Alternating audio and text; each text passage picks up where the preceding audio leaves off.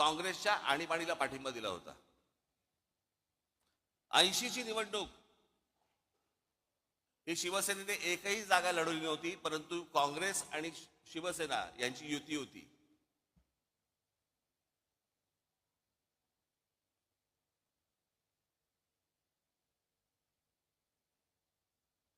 शरद पवार त्याच्यात 80 साली त्यांचं सरकार बरखास्त केलं इंदिरा गांधींनी. 6 वर्ष काही नव्हते.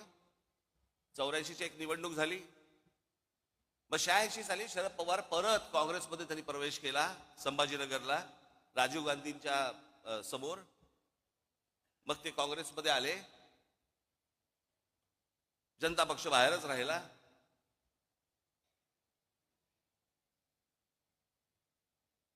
मग मराठीच्या प्रश्नावरती मुंबई महानगरपालिका शिवसेनेच्या हातामध्ये आली. 86ची निवडणूक झाली. 86 पर्यंत अटल बिहारी वाजपेयी